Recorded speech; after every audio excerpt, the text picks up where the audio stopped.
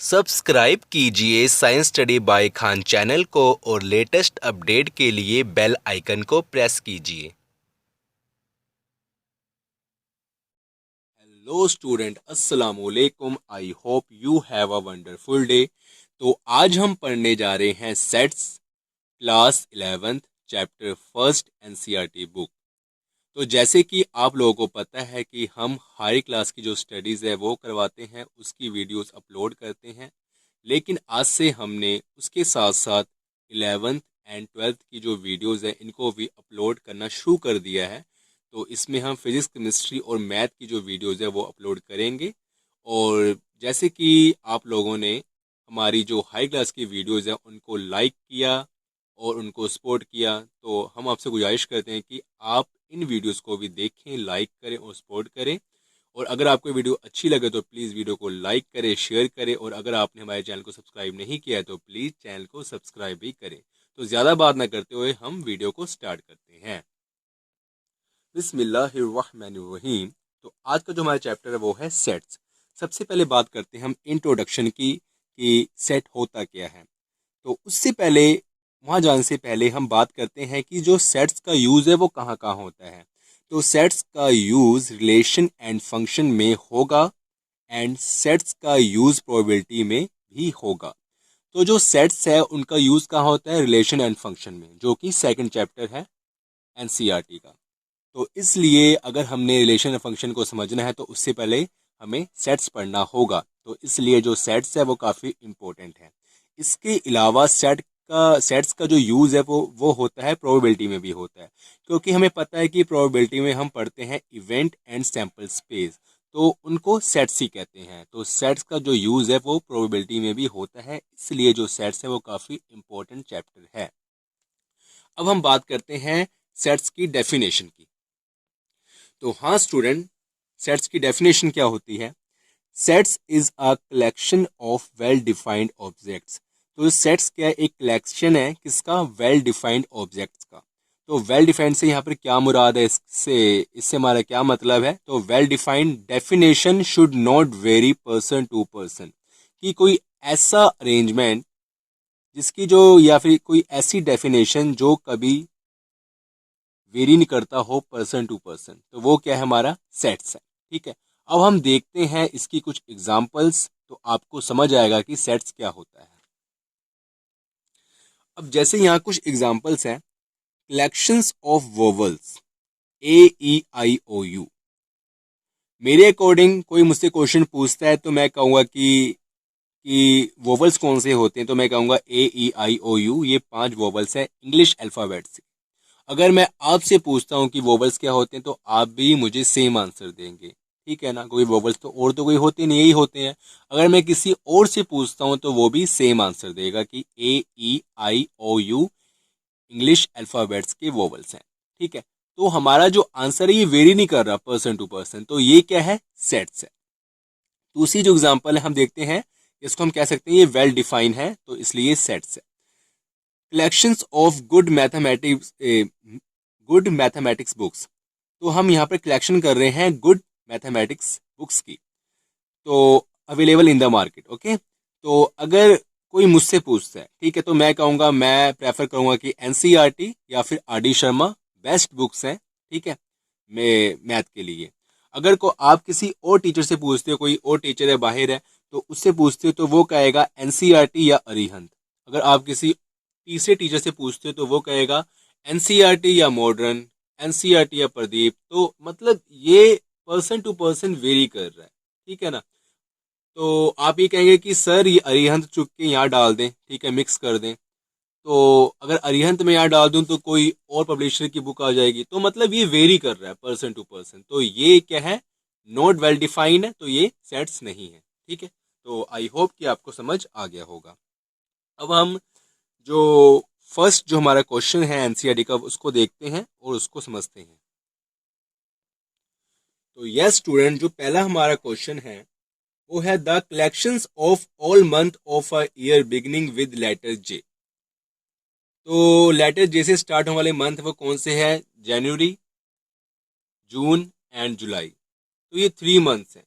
ये person to person ये very नहीं करते। अगर मैं किसी बंदे से पूछूं तो वो यही कहेगा, या फिर किसी और बंदे से पूछूं, दो तीन पर्सन से पूछूं तो वो सेम आंसर देंगे। तो ये क्या है, एक सेट्स है, क्योंकि ये वेल डिफाइंड है। सेकंड है the collection of 10 most talented writers of India. अब यहाँ पर बात आ रही है 10 most talented writers of India. ठीक है, तो एवरी पर्सन के हिसाब से, ठीक है, डिफरेंट डिफरेंट पर्सन के हिसाब से उनका आंसर डिफरेंट होगा। ठीक है, क्योंकि 10 मोस्ट टैलेंटेड, ये नहीं कि जिनको पद्म श्री मिला हो वही मोस्ट टैलेंटेड है। अगर उनसे भी ज़्यादा टैलेंटेड हो सकते हैं, ठीक है ना। तो ये पर्सन टू पर्सन ये आंसर वेरी करेगा, तो ये क्या है, सेट्स नहीं है। A team of 11 best cricket batsman of the world. तो एक ऐसी मतलब 11 बैट्समैन, ठीक है, 11 best cricket batsman of the world. तो मैं कहूँगा कि हमारी जो टीम इंडिया है हमारी जो टीम इंडिया है, इसके जो 11 प्लेयर्स है वो बेस्ट है, या फिर मैं कहूँगा Australia, Pakistan, New Zealand and vice versa, कुछ भी हो सकता है। तो ये भी पर्सन टू पर्सन ये वेरी करता है। मेरे अकॉर्डिंग जैसे कि इंडिया है, आपके अकॉर्डिंग पाकिस्तान है या फिर न्यूजीलैंड है, कुछ भी हो सकता है। तो ये सेट्स नहीं है। नेक्स्ट है the collection of all boys in your class. अब हम बात करते हैं आपकी क्लास में जो बॉयज हैं उनका कलेक्शन, तो वो तो सिलेक्टेड है ना। अगर आपकी क्लास में मान ले 20 बॉयज हैं, उनके जो नाम है, नाम को छोड़े, 20 बॉयज हैं, ठीक है, आपको शक्लें याद है उनकी। तो अगर उनका कलेक्शन करते हैं तो आपके अकॉर्डिंग या किसी और पर्सन अकॉर्डिंग वो सेम होगा। तो ये क्या एक सेट है। नेक्स्ट है the collection of all natural number less then 100। अब ऑल नेचुरल नंबर मतलब कहाँ से, 1 to 99। तो ये भी एक क्या है, वेल डिफाइंड है। ठीक है, मेरे अकॉर्डिंग भी जो नेचुरल नंबर है वो 1 to 99 है, और आपके अकॉर्डिंग भी वही है। तो ये क्या है, वेल डिफाइंड है, और ये सेट्स है। The collection of novels written by the writer Munshi Premchand. तो मान लो कि जैसे मुंशी प्रेमचंद ने जी ने लिखी है 200, ठीक है, जो उनकी नॉवेल्स है, तो ये सिलेक्टेड है ना, मतलब ये वेल डिफाइंड है। मेरे अकॉर्डिंग भी सेम आंसर रहेगा, आपके अकॉर्डिंग भी सेम आंसर रहेगा। तो ये क्या है, एक सेट्स है। नेक्स्ट है the collection of all even integers. अब ऑल इवन इंटीजर मतलब सारे इनफाइनाइट, ठीक है, ऑल इवन इंटीजर्स। तो आपको पता होना चाहिए कि इंटीजर्स कौन से होते हैं। तो मेरे अकॉर्डिंग भी आंसर सेम रहेगा और आपके अकॉर्डिंग भी आंसर सेम रहेगा। तो ये क्या एक सेट्स है। नेक्स्ट है the collection of questions in this chapter. तो इस चैप्टर में मान ले कि आपका कोई फर्स्ट चैप्टर है, आपने किसी फिजिक्स का, केमिस्ट्री का या मैथ का कोई चैप्टर उठाया पहला, उसमें जो क्वेश्चन है वो मान ले कि एनसीईआरटी की जो बुक है, और पहली एक्सरसाइज में जो ये है हमारे जो हम पढ़ रहे हैं, ठीक है, सेट्स की जो पहली एक्सरसाइज पढ़ रहे हैं, तो इसमें क्या जो क्वेश्चंस है वो सबके लिए सेम ही होंगे। ठीक है, अगर आप मुझसे पूछोगे या आप अपने आप से पूछोगे या किसी और से पूछोगे, तो उनका आपको जो जवाब मिलेगा वो सेम मिलेगा। तो ये क्या है, एक सेट्स है। नेक्स्ट है एक collection of most dangerous animals of the world. Most dangerous, ठीक है, तो मैं कहूँगा कि लायन है, टाइगर है, हिप्पो है। मैं तो यही कहूँगा, 10 मैंने गिनाने हैं। आपके अकॉर्डिंग तो कोई और होगा, ठीक है, क्रोकोडाइल वगैरह कुछ भी मतलब हो सकता है। तो इसलिए ये सेट्स नहीं है।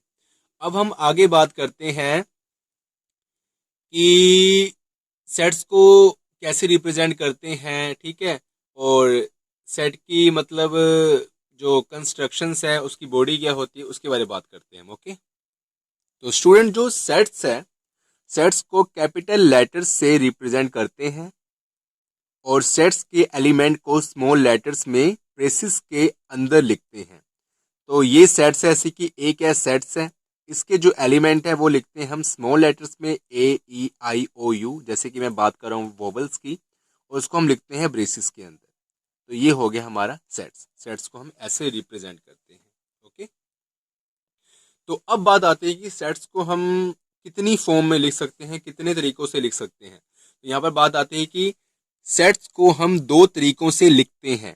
पहला है रोस्टर फॉर्म और टेबुलर फॉर्म, और सेकंड है सेट बिल्डर फॉर्म। ठीक है, अब हम एक एक करके इसको समझते हैं। पहला क्या है, रोस्टर फॉर्म और टेबुलर फॉर्म। जैसे कि हमने पीछे पढ़ा कि अगर हम एक सेट्स लें वोवल्स का, तो वो क्या है, AEIOU। तो ये क्या है हमारी रोस्टर फॉर्म और टेबुलर फॉर्म। सेकंड है सेट बिल्डर फॉर्म। तो इसके नाम से चल रहा पता कि सेट्स को बिल्ड करने वाला, बनाने वाला ऐसी कौन सी फॉर्म है। तो हम देखते हैं जैसे कि ए इक्वल टू एक्स, हमने एक्स को माना, colon X is a vowel in English alphabet. So X के जो करेक्टरिस्टिक्स क्या है कि वो वोवल्स हैं इन इंग्लिश अल्फाबेट। तो ये हो गया सेट्स। हमने कैसे रिप्रेजेंट करना है, ए इक्वल टू एक्स, ठीक है, और एक्स क्या है हमारा, एक्स किसको रिप्रेजेंट कर रहा है, वोवल इन इंग्लिश अल्फाबेट्स। तो जो एक्स है, जितने भी वोवल्स है ए ई आई ओ यू, सबको एक्स रिप्रेजेंट कर रहा है, ठीक है। तो ये हमारा क्या हो गया, सेट बिल्डर फॉर्म। सिंपली अब हमें एक बार मैं आपको और बता देता हूँ सेट बिल्डर फॉर्म कैसे हमें करनी है। हमने लिख लेंगे ए इक्वल टू एक्स, कुछ भी हो सकता है, एक्स वाई जी, है ना, कुछ भी हो सकता है। और वो जो मतलब लेटर है वो किसको रिप्रेजेंट कर रहा है, तो हम यहाँ लिख देंगे कोलोन पाके X is a vowel in a English alphabet. Okay, तो आई होप कि आपको समझ आ गया होगा। अब हम पढ़ते हैं कि सेट्स जो रोस्टर फॉर्म को और सेट बिल्डर फॉर्म को कैसे लिखते हैं, और अगर उसका हम ऑर्डर चेंज कर सकते हैं, अगर इनफाइनाइट सेट्स हो तो उसको कैसे लिखेंगे, और जो वर्ड रिपीट्स हो रहे हो तो उसको कैसे लिखना है सेट के अंदर। तो कुछ बातें हम और करते हैं, तो देखते हैं उसको। ओके, तो कुछ नोट्स हैं, जैसे कि ऑर्डर इज अनमटेरियल। अब जैसे कि वोवल्स हैं, मैंने ऊपर पढ़ा था कि ए ई आई ओ यू, तो उसको मैं आगे पीछे कर सकता हूँ, कोई मसला नहीं है। जैसे कि ई आई ओ यू ए, तो ऐसा हम कर सकते हैं, तो ये अलाउड है, ठीक है। तो ऑर्डर इज अनमटेरियल। ओके, सेकंड जो हमारा नोट है वो क्या है, जो हमने बात को ध्यान रखना है, same element is not repeated. जो अगर सेम एलिमेंट है उसको हमने रिपीट नहीं करना है। जैसे कि बी एक सेट है, B sets of all letters in word school.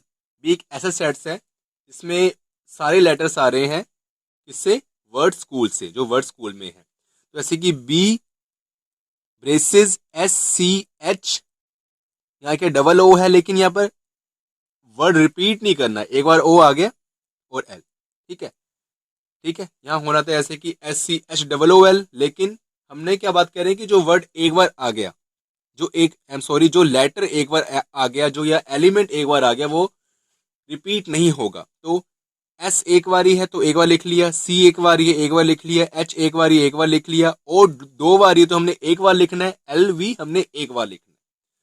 अब जो हमारी थर्ड फॉर्म है, एक्चुअली जो थर्ड हमारा नोट है वो देखते हैं। सिमिलरली एक और एग्जांपल ऐसे कि बटर, देखते हैं बटर में क्या है, B U double T E R है ना, तो इसमें जो हम सेट्स के अंदर लिखेंगे तो बी यू, टी को हम रिपीट नहीं करेंगे, T E are butter. Okay, अब जो थर्ड है हमारा वो क्या है, set of all natural numbers, मतलब नेचुरल नंबर का सेट्स, जितने भी नेचुरल नंबर्स हैं। तो ये हमारे क्या इनफाइनाइट फॉर्म हो गई, तो इसको हम लिखेंगे सेट बिल्डर फॉर्म में लिखेंगे C equal to braces X, ठीक है, और एक्स किससे बिलोंग कर रहा है, X belongs to N. And roster form में क्या लिखेंगे, सी इक्वल टू 1 2 3 4, और ये 3 डॉट लगाएंगे, ठीक है। मतलब ऑल नेचुरल नंबर, हमें पता है नेचुरल नंबर का मतलब कौन से होते हैं, जो 1 से स्टार्ट होते हैं और इनफाइनाइट तक जाते हैं। तो हमने ऐसे लिखना है 1 2 3 4 और 3 डॉट, ठीक है, ये नहीं कि डॉट डॉट डॉट लगा देना है, ओनली 3 डॉट, ठीक है, 1 2 3 4 3 डॉट। ओके, तो ये हमारा क्या हो गया, रोस्टर फॉर्म। किसको रिप्रेजेंट कर रहा है ये, इनफाइनाइट, ठीक है, उसको रिप्रेजेंट करना है, इनफाइनाइट सेट को ये रिप्रेजेंट कर रहा है। अब क्या है, कुछ इंपॉर्टेंट सिंबल्स हैं, इसको हम देखते हैं। जैसे कि ये जो सिंबल है इसको बोलते हैं बिलोंग्स टू। अगर ऐसा सिंबल होगा, ऊपर हमने ईसा बना के ऊपर लाइन खींची होगी तो डज नॉट बिलोंग्स टू। जैसे कि एग्जांपल है, एक हमारा सेट्स है ये 1 2 3 4 5 6, इसमें 6 एलिमेंट है। तो जो टू है, टू इस सेट्स को बिलोंग कर रहा है, तो टू बिलोंग्स टू ए। 9 है वो इसमें नहीं है सेट्स के अंदर, तो 9 डज नॉट बिलोंग्स टू ए। 8 है इसमें नहीं है, डज नॉट। 5 है इसमें है तो बिलोंग्स टू ए। ओके, तो यस स्टूडेंट, अब हम बात करते हैं इसके कुछ क्वेश्चंस की, ठीक है। अब जो हमारा एनसीईआरटी का थर्ड क्वेश्चन है वो कह रहा है write the following sets in the roster form. तो इन द रोस्टर फॉर्म में लिखें सेट्स को। तो जो पहला क्वेश्चन हमारा वो क्या है, ये देखें।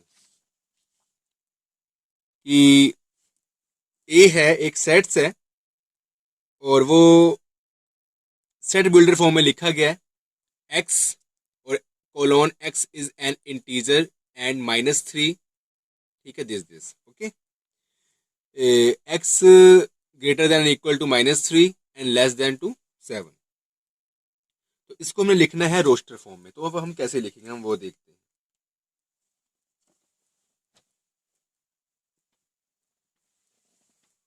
तो पहले मैं लिख देता हूँ सॉल्यूशन। तो ए इक्वल टू ब्रेसेस -3 -2 -1 0 1 2 3 4 5 6। यहाँ पर क्या है कि x greater than and equal to, तो यहाँ पर अगर ग्रेटर देन नीचे अगर लाइन लगी हुई है ऐसी वाली तो उसको बोलते हैं इक्वल टू। अगर ऐसा हो तो मतलब -3 भी इसके अंदर आ रहा है, ठीक है। वो कह रहा है कि या तो इससे बड़ा हो -3 से या इसके इक्वल हो, तो इसको भी हमने सेट्स के अंदर लिखना है, सेट्स के एलिमेंट के रूप में इसको लिखना है। उसके बाद जो -2 है वो बड़ा है, -1 है वो बड़ा है, 0 भी बड़ा है, 1 है, 2 3 4 5 6। अब यहाँ पर बात आती है हमने 7 क्यों नहीं लिखा, क्योंकि 7 ओनली क्या है एक्स लेस देन 7, कि 7 से छोटा हो, ठीक है। यहाँ पर इक्वल टू नहीं लिखा है तो 7 को हम सेट्स के अंदर इंक्लूड नहीं करेंगे, ओनली 6 तक लिखेंगे। सेकंड क्वेश्चन अब देखते हैं हम। अब जो हमारा सेकंड क्वेश्चन है वो क्या है, B equal to X is a natural number less than 6, कि एक्स है वो नेचुरल नंबर है और लेस देन 6 है। तो हमने क्या करना है, सॉल्यूशन बी, हमें पता है कि जो नेचुरल नंबर वो 1 से स्टार्ट होते हैं, तो 1 2 3 4 5, वो कह रहा है लेस देन 6, तो हमने 5 तक लिखना है। तो ये हमारा सेकंड क्वेश्चन हो गया। अब जो हमारा तीसरा क्वेश्चन है वो क्या है, सी है, x is a 2 digits natural number such that sum of its digit is 8, कि x एक 2 डिजिट नेचुरल नंबर है और इसका जो सम है वो 8 है। तो वो क्या होगा, हमें पता है नेचुरल नंबर कौन से होते हैं, जो 1 से स्टार्ट होते हैं और इनफाइनाइट जाते हैं, लेकिन हमने लेने 2 डिजिट और उसका सम 8 हो। तो पहला क्या आएगा हमारा 2 6, इसको हम लेते हैं कॉमे में, 2 मिनट वेट करें। पहले हम स्टार्ट करते हैं 1 से, जैसे कि 1 7, ठीक है, 2 6 3 5 4 4 5 3 एंड 5 3 और 6 2 7 1 और 8 0। यहाँ पर 8 0 भी आएगा, ठीक है, क्योंकि उसने ये नहीं बोला है कि जिनको जोड़ना है कि वो नेचुरल नंबर हो, ठीक है। तो 8 0 भी हमारा आ सकता है, ठीक है। तो ये हमारा क्या हो गया, sets of 2 digit natural number such that sum of its digit is 8, okay. अब जो नेक्स्ट जो हमारा क्वेश्चन है वो क्या बोल रहा है कि d equal to x is a prime number which is a divisor of 60, एक प्राइम नंबर है और वो डिविजर है 60 का। तो सबसे पहले आपने क्या करना है, d, तो सबसे पहले आपको मैं एक ट्रिक बताता हूँ, आपको डायरेक्टली क्या करना है, इसको सॉल्व करना है। 30 15 3 5 5 1, ठीक है। तो यहाँ पर 2 3 एंड 5, ये क्या हमारे इसके प्राइम नंबर है जो इसके डिविजर है, 2 3 5 दैट्स इट, ओके। पांचवा है कि equal to the sets of all letters in the word trigonometry, ठीक है, word trigonometry, TRIGO, trigno, NOMETRY, ये वर्ड है, इसका सेट बनाना है। तो ए इक्वल टू, या फिर वहां पर क्या यूज किया गया है, E equal to, E equal to TRIGO IGON। अब यहाँ पर ओ एक बार लिख चुके हैं हम, तो दोबारा रिपीट नहीं करेंगे। MET भी रिपीट हो चुका है, RNY, आर भी रिपीट हो चुका है, ठीक है ना, वाई। ठीक है, तो ये क्या है, ट्रिग्नोमे। ओके, नेक्स्ट जो हमारा है वो है question, the sets of all letters in the word butter. In the word butter, BUTTER, तो ये क्या होगा, F। रिपीट नहीं करना, BUTER।